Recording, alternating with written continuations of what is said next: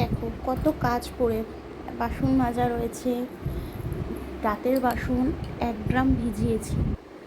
কর্তাবাবু ঘুমাচ্ছে বলে আমি আর ডাকিনি, রাতেও ঠিকঠাকভাবে ঘুম হয় না বলে চাটাও করিনি, করবো আস্তে আস্তে।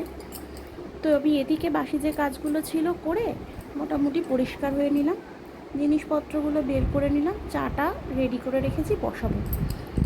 গরমে রাতে ঘুমোতে পারে না, আমার ঘরে তো এসি নেই, তাই ডাকছি না। আর রোদটা দেখো, উফ, দেখেই ভয় লাগছে। কি করে মানুষ কাজকর্ম করবে জানি না, আর কাজ না করলে কি করে হবে। তো একটা সময় ছিল যে এই টাইমটা আমি চান টান করে রেডি হয়ে মানে বাসন মাজা, ঘর পোছা, কাচাকুচি, পুজো করতে বসে যেতাম। কিন্তু ওই যে মাংস যাচ্ছি, এখন তো কাজের তাড়া নেই। ছিল গো, কাজের জায়গাটা ভালোই ছিল, কিন্তু কিছু মানুষের মিথ্যে অভিনয়। আর এদিকে দেখো মানুষ বলে নেতা দুর্বল করে দিয়েছে।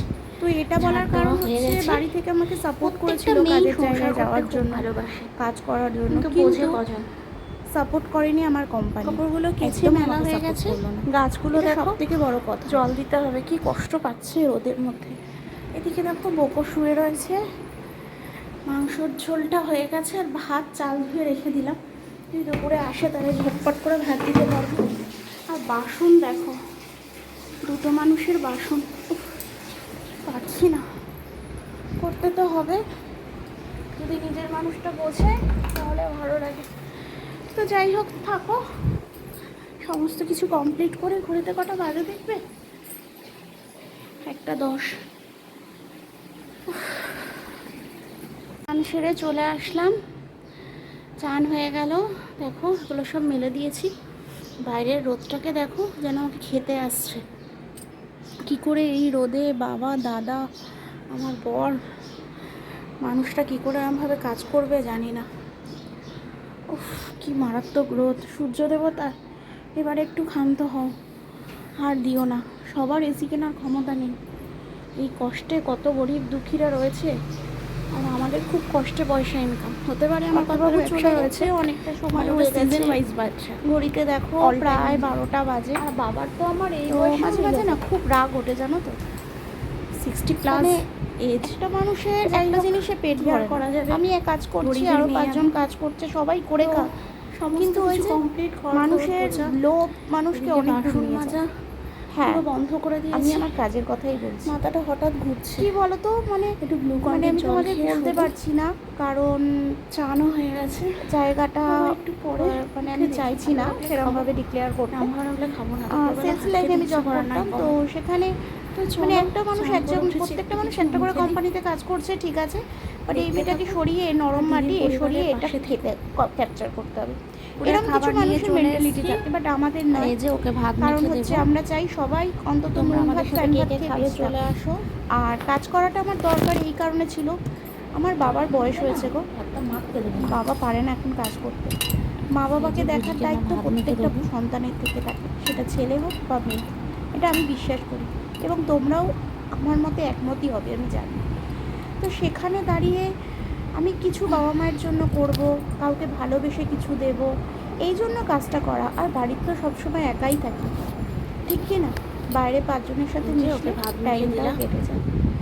তো এই হচ্ছে ব্যাপার।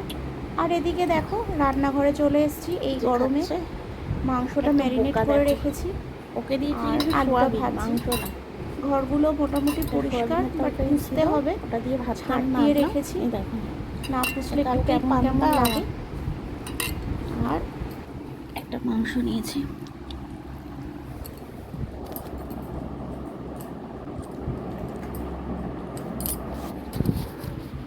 তোমরা আমাকে খারাপই বলো আর ভালোই বলো, ভাত আমি একদম ফেলা পছন্দ করি না।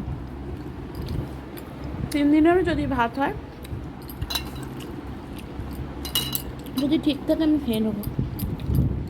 কত মানুষ আছে এই ভাতের জন্য এদিক ওদিক করে, আর কত আমার খুব কষ্ট করে ইনকাম করে গো।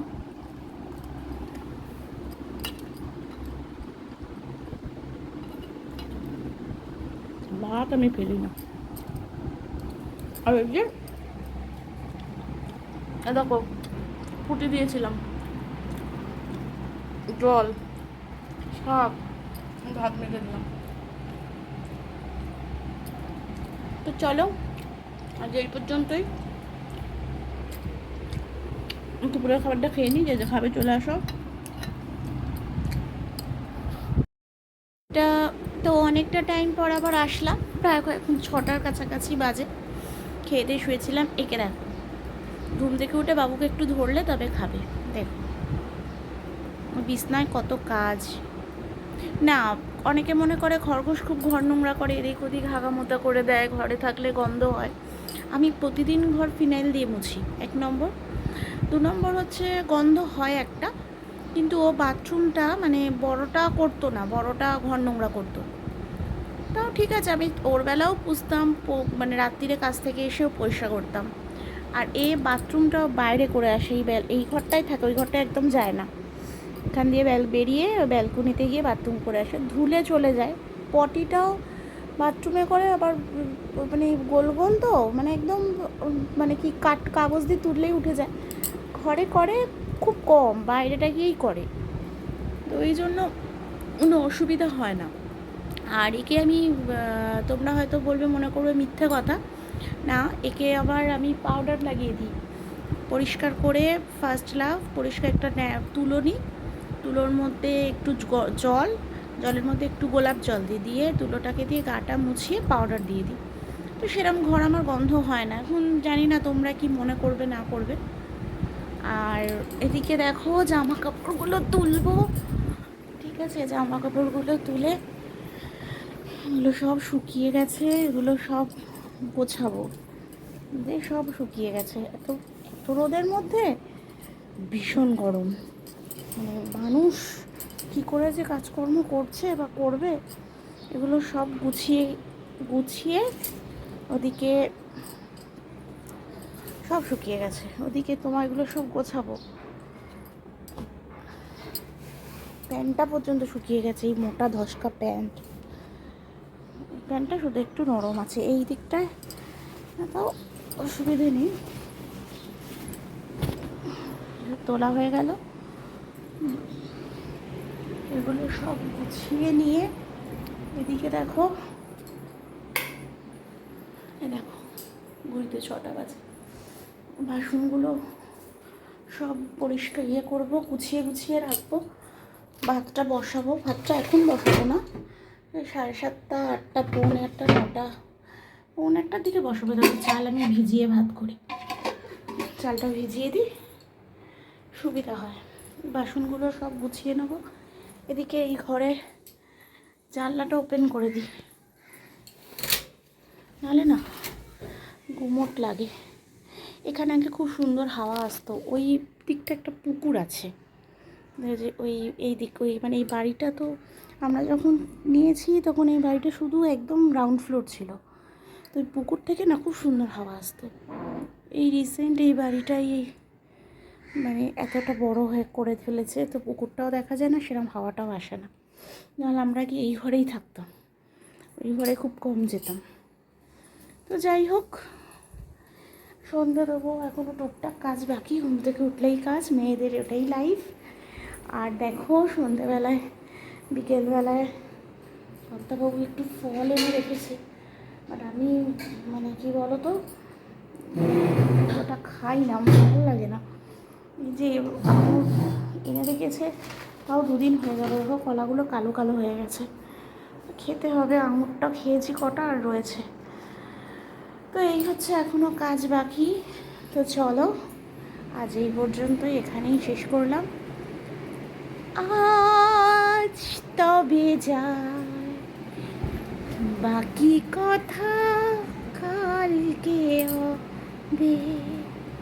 তো আজ তবে যাই, বাকি কথা কাল হবে।